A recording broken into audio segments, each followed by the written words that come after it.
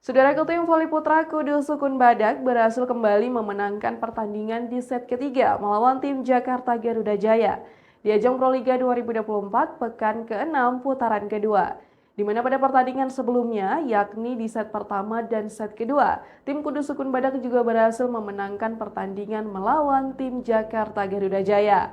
Di mana pertandingan tersebut dihelat pada Minggu 16 Juni 2024 di Gor Ken Arok Malang, Jawa Timur. Tim yang diperkuat Leandro Martins dan Gokhan Gokos itu menang atas Jakarta Garuda Jaya dengan skor 3-0, yakni dengan poin 25-22, 25-20, dan 25-20 di Gor Ken Arok Malang pada Minggu 16 Juni 2024.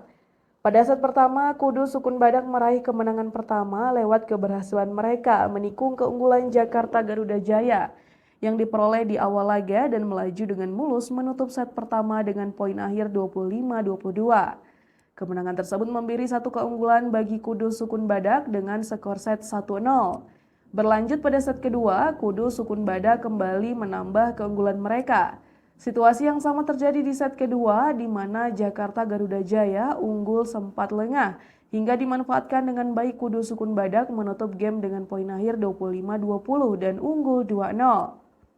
Pada set ketiga, persaingan sengit kedua tim masih berlanjut lewat upaya balas poin yang dilakukan Jakarta Garuda Jaya dan Kudus Sukun Badak hingga kedudukan berimbang 4-4. Selanjutnya, Kudus Sukun Badak berhasil mendapatkan 2 poin beruntun dan menciptakan jarak keunggulan di tengah perlawanan Jakarta Garuda Jaya. Tim yang dihuni Leandro Martins dan Gokhan Gokos memimpin dengan poin 85 atas Jakarta Garuda Jaya di awal pertandingan. Namun, Jakarta Garuda Jaya tak ingin lengah untuk melakukan pengejaran atas Kudus Sukun Badak. Sementara itu, Leandro Martins dan kawan-kawan terus menambah angka keunggulan mereka atas Jakarta Garuda Jaya yang mencoba memperketat selisih poin. Di mana tim yang berstatus sebagai debutan di Proliga 2024 ini berhasil mendapatkan poin beruntun untuk bangkit dari ketertinggalan. Memasuki pertengahan set ketiga, Kudus Sukun Badak memimpin dengan keunggulan 15-12 atas Jakarta Garuda Jaya. Dominasi yang terus bertambah menempatkan Jakarta Garuda Jaya berada dalam situasi sulit, di mana Jakarta Garuda Jaya tertinggal 5 poin dengan kedudukan 13-18 atas Kudus Sukun Badak. Namun tim yang dipenuhi pemain muda ini mengalami penurunan performa akibat tekanan yang terus diberikan kubu lawan.